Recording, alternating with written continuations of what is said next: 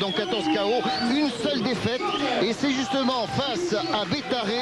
C'était en 94, il avait été battu par KO à la deuxième reprise. Mais quant à Erland Bétaré, eh bien c'est un beau technicien, nous allons le découvrir avec un plan de René Champagne. Il est champion de France en titre, alors que Ali Benbati est bien concentré, 1m82 pour un poids de 71 kg 800. Et quant à Bétaré, eh bien vous allez découvrir son physique impressionnant, car c'est un boxeur qui a la réputation d'user ses adversaires. Gros cœur, il sait changer de rythme quand il faut, il a l'intelligence du ring, et tous ces deux derniers combats ont notamment été gagnés par KO en demi-finale face à Cazo, KO la 6e reprise, et face à Moreno en finale. Il a gagné avant la limite le titre de champion de France. Il vient d'Orléans, mais il est parti s'entraîner à Aix-en-Provence depuis 2 ans. Et avec ses 25 victoires, 7 défaites et 2 matchs nuls, on peut considérer que Bétaré a autant de chances qu'Ali Benbati. Un petit détail toutefois, c'est pour succéder à Hassine Chérifi, qui est maintenant champion du monde des poids moyens, que ce titre de champion d'Europe donc est en jeu entre ces deux Français. Ali Benbati parce qu'il est numéro 1 européen, et Erland Bétaré parce qu'il est champion de France et qu'il a été bien évidemment choisi comme challenger numéro 1 de ce championnat d'Europe des poids moyens, un championnat d'Europe arbitré par Alfred Azaro. Culotte rouge, le blond, j'allais dire, Erland Bétaré, qui a imité le footballeur Mba, et Ali Benbati, qui a une garde serrée pour l'instant, qui est en défense et qui observe Erland Bétaré, dont il faudra se méfier. Terrible crochet gauche, le voici justement, et on peut dire que Bétaré n'attend pas la reprise d'observation. Avec son jab du gauche, il attaque et il enchaîne avec le direct du droit.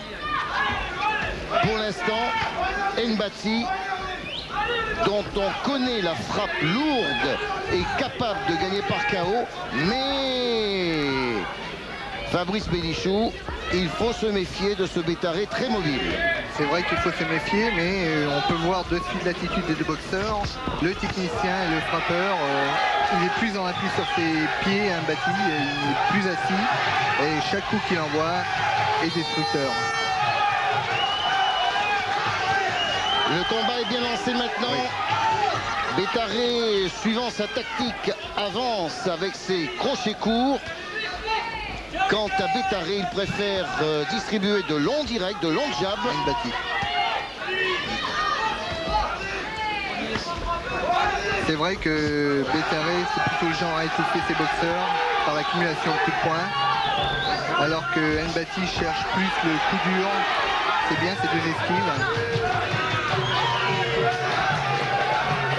Et on peut voir que tous les deux ont la garde bien levée. Crochet droit de Ali Benbati, qui est passé au-dessus de la garde de Bétaré. On peut dire qu'il n'y a pas de ronde d'observation.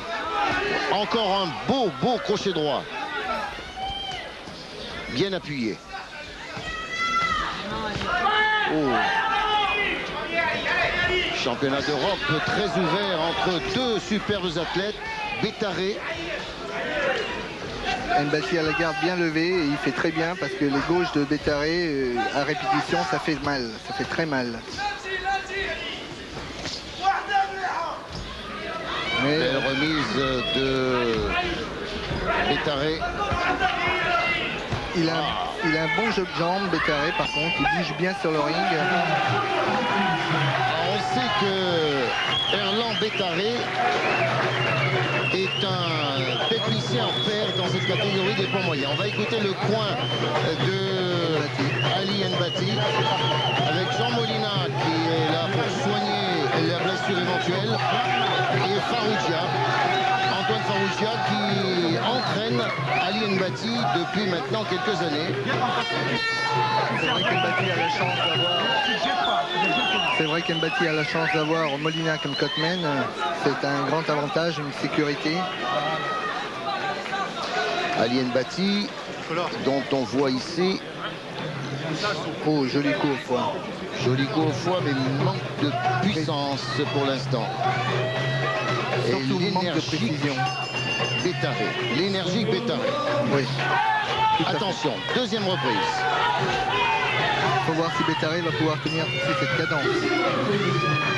Alors, pour vous donner une petite idée aussi du rapport des valeurs, Bétaré a été battu par Hassan Chérifi par KO à la deuxième reprise, mais ils avaient fait déjà match nul avec lui un an avant. Là maintenant, Ali Mbati se déchaîne à cette deuxième reprise. Il veut devenir le patron du ring et c'est comme cela, avec ses directs du droit et ses crochets gauche, qu'il peut s'aventurer vers un Bétaré un peu découvert. Pourtant, frappeur comme il est, c'est la seule solution qu'il peut trouver devant Bétaré, qui est si mobile. Il est dur à attraper, il faut toujours être dessus et lui faire mal. Il a la garde bien levée. Ali Mbati qui est beaucoup plus mobile que lors de sa dernière victoire face aux Russes Epicvenser. Ce qui prouve c'est quand même une attitude intelligente de sa part. Il s'adapte au boxeur. Il a compris très bien que Bétaré est un boxeur qui bouge beaucoup, alors il faut le suivre. Et voilà, ça c'est très bien fait.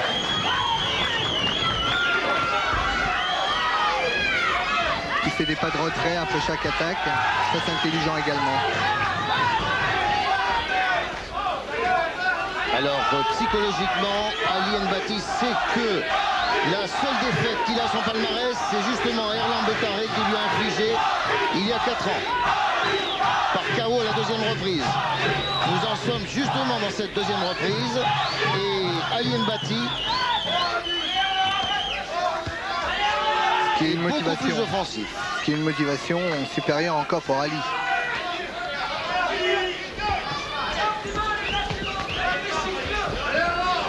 Il manque une certaine distance malheureusement sur ses jambes, avec ses jambes, Ali Mbati. Il marche un peu n'importe comment.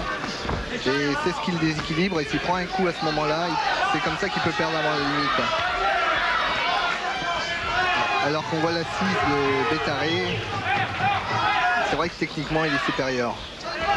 La mobilité de Bétaré et Ali Mbati qui est un petit peu en canard sur ses positions de jambes. C'est pas ce qu'il y a de mieux. Il marche trop sur le talon, effectivement. Il marche comme dans la rue, en avançant normalement. Et c'est sûrement une erreur face à un boxeur mobile comme Bétaré. Ah, c'est pas mal ce que fait Bétaré dans cette deuxième reprise. Il est très beau. Tourne beaucoup. Il utilise le jab pour le maintenir à distance. Le vis, un peu de coude. Il le tient bien. Non, un boxeur très intelligent de Bétaré, il n'y a rien à dire.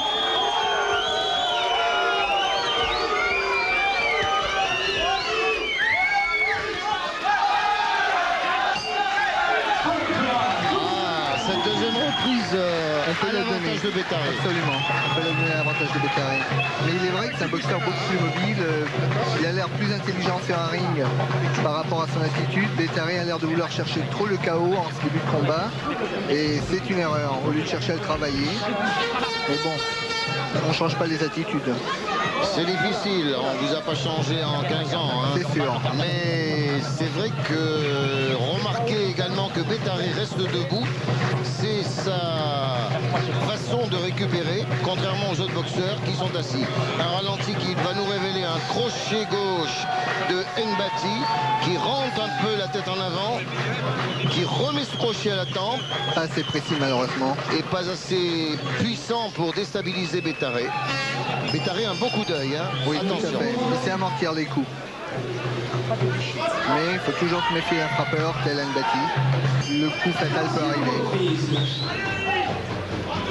Troisième reprise.